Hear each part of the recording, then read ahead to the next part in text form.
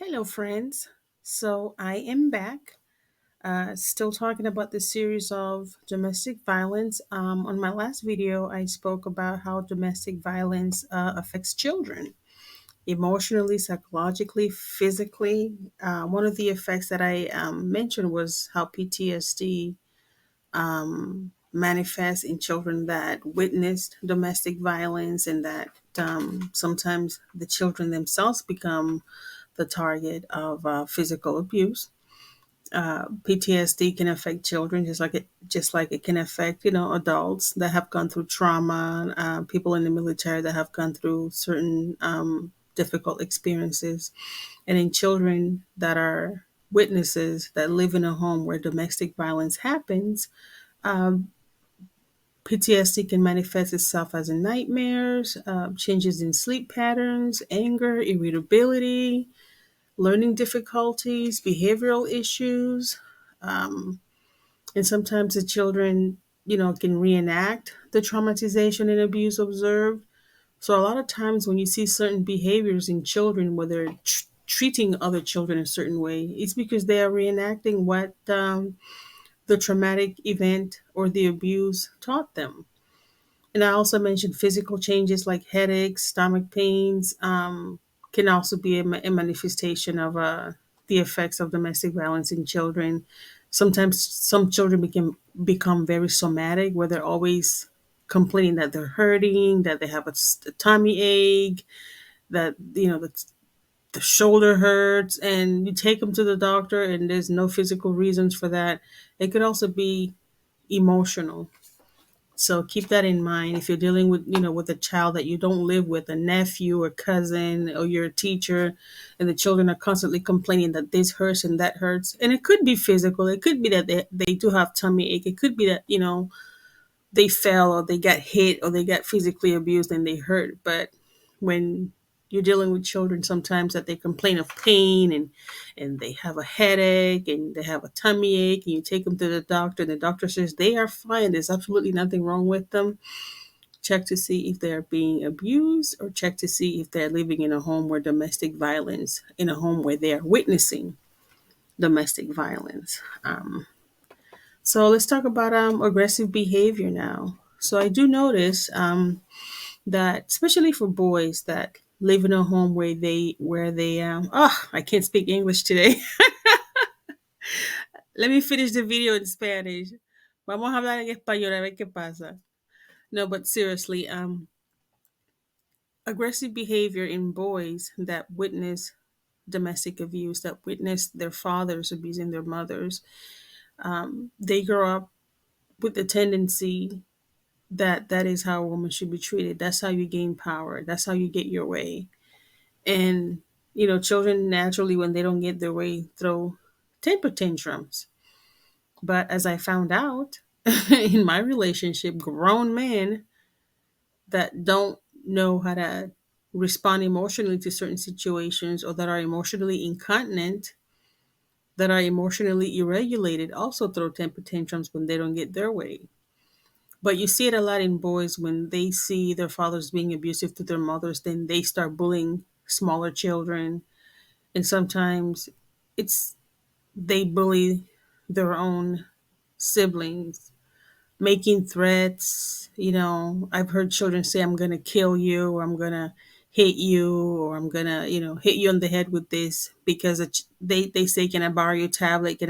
They take their toy. And when the younger child protests and say, give him back my toy, give him back my stuff, or don't touch my stuff, then the older child who remembers all the domestic violence, the older child who was indirectly trained by an abusive father, will also become violent towards that younger one.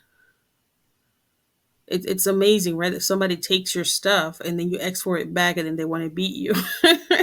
I mean, think about that as an adult. That somebody takes something that belongs to you at work, or somebody, in a friendship or wherever, takes something that belongs to you, and you say, hey, that's mine, give it back. And then the person wants to hit you, they want to beat you, they want to threaten you. Well, I've seen children do that, and mainly it's because somewhere along the line they learn that abusive behavior. So yes, aggressive behavior in children can also be a sign that they themselves witness domestic violence, that they themselves witness domestic abuse in the home. Um, you see it a lot often in teenagers that witness domestic abuse. They tend to act out in reaction to the situation. They become aggressive. They may fight a lot in school. I've seen that in middle school. I've seen some girl fights in eighth grade and ninth grade. And I mean, I was blown away to see the level of aggression and anger in some girls in middle school and high school.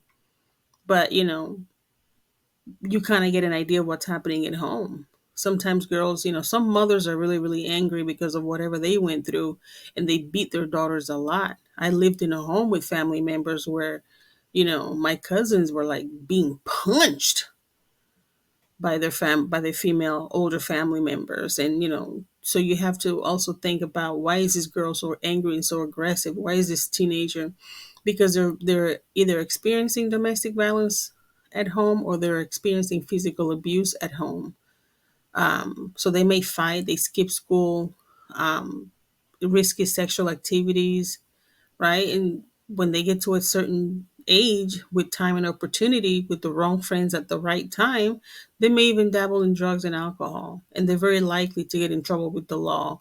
And all that can quite often stem from children being in the home where domestic violence happens a lot. Children being in a home where they get a lot of physical abuse, just extensive criminal level physical abuse. Um, and of course, children that live in homes with domestic violence, sometimes they witness the violence being done to their parent, to their mothers, and they may get yelled at a lot, but they never get hit physically. But quite often, children that live in a home with domestic violence is happening, they themselves become the target. Okay, and they fall victim to the treatment themselves. So an abusive partner can very easily become an abusive parent, or an auntie, or a guardian, physically abusing the child, verbally abusing the child, emotionally harming the children.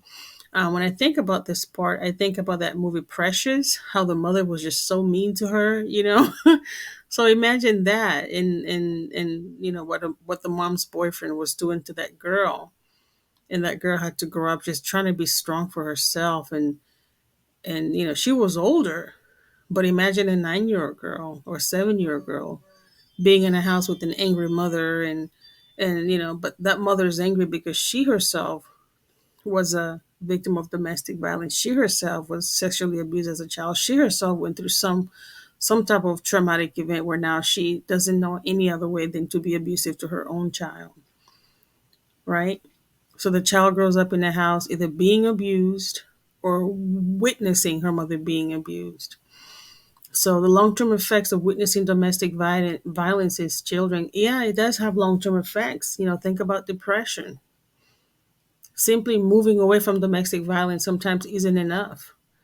When you break up, for ladies listening, yeah, you can say, I'm moving out, I'm breaking up, and I'm taking my children. Yeah, you've done the first step in bringing yourself out of a dangerous situation and going into a safer place. But moving away sometimes is not enough, because there are long-term effects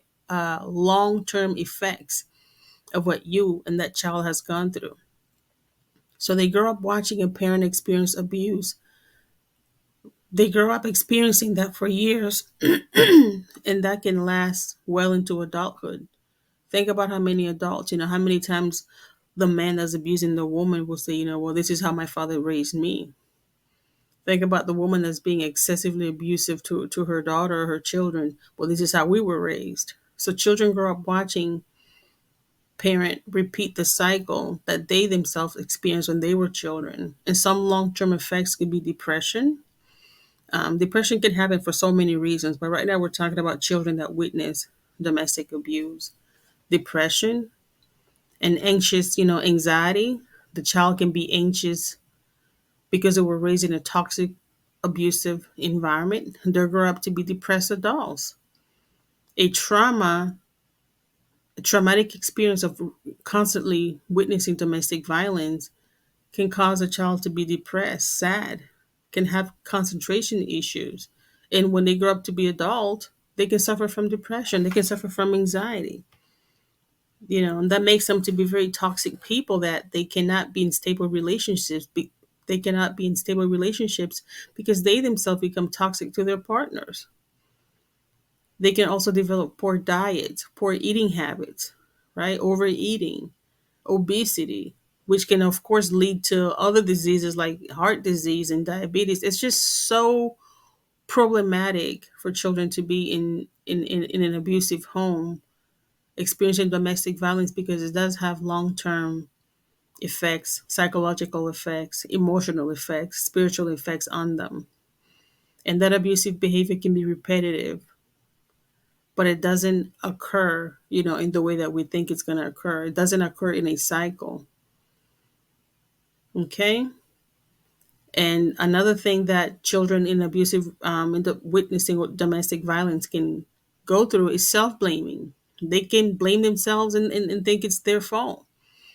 And sometimes the mother takes it out on the child because she's being abused, and the child's being too demanding. The child needs attention. The child needs help. And she just, takes it out on the child unconsciously sometimes. Sometimes the father wants to punish the mother. I've seen situations where the father is so angry at the mother for leaving, or so angry at the mother for standing up for herself, or the father is just really abusive to the mother, that he wants to punish that woman so bad that he starts to punish her children.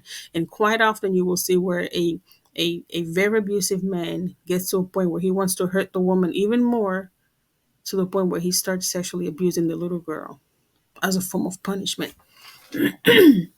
So to protect the children, it's good to move out. It's good to seek safety, but you also have to think about the long term effects, the long term psychological effects. Will they need therapy? Will you need therapy? It's a long journey to healing. Long journey to healing. One of the best ways to protect the interest and well being of the child is to receive the support, the necessary support. And we'll talk a little bit more about that. You know, teach them. They've been programmed by witnessing so much domestic violence, and that you have to literally, it's almost like you have to brainwash them. You have to wash their brain, wash all the negativity out of the brain. You have to teach your little boy that what he saw is not the right way. You have to teach your little girl that what she saw is not how she should be treated. Teach them about how they're supposed to be treated in a relationship. Treat your sons how he's supposed to interact with the girl. Talk to them. It's going to be uncomfortable. It's going to be hurtful, but you have to explain to them that this is not okay, so that they can manage the damage after witnessing domestic violence. Don't just keep quiet because you're too embarrassed to talk to your children about it. Don't just avoid the issue, because they are learning, they are watching, they are hearing, and they are learning all of this. So as you move to recovery, as you try to move to a safer place, as you try to move out of a toxic situation, an abusive situation, you have to sit down with your kids and explain to them, so that they can receive some type of intervention. If you cannot afford therapy, if you cannot afford play therapy, if you cannot afford a psychologist, you're gonna have to be that psychologist. You're gonna have to be that therapist. You're gonna have to be the mom that sits down with your children every week and just have family meetings and talk to them. And if you're spiritual, pray with them. For me, prayer has been like, I cannot even put a price on it. Pray with them and explain to them that God did not bring us into this world to be punching bags. God did not bring us into this world to be constantly abused. Yeah, you want to be married. Yeah, you want to be in a healthy, happy relationship. Yeah, we don't want to get a divorce. But God did not want you to be in a relationship where you're being beaten, where you're getting bruises and scars on your body, when your body's being touched inappropriately. No. Teach them and explain it to them. It's going to be hurtful for you. It's going to be painful to sit down and have those discussions, but you could be very well saving their life. And we'll talk a little bit more about this as we go on through this series, to bring awareness to what domestic violence does to a woman, to children, how some men who are abusers, the things that they too went through when they were children, and how we can get the resources and the help that we need to be wiser and stronger. So stay tuned, and thank you for listening. I'll speak better English next time. Oh, goodness. Well, thank you so much for listening, and stay safe out there. Bye bye for now.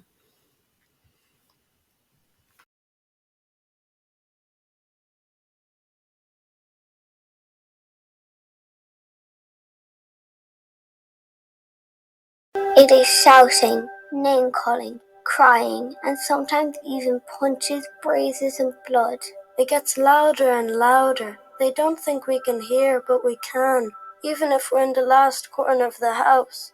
We're worried that Mum might get killed. We hope it will pass and things will be back to normal, but we are still scared thinking about when it will happen again. It's a really bad feeling in our heart. It feels like it's broken. Sometimes we feel it in our bodies too, and our bones start to hurt. We find it really hard to stay out of it. We try to stop it, but it doesn't work.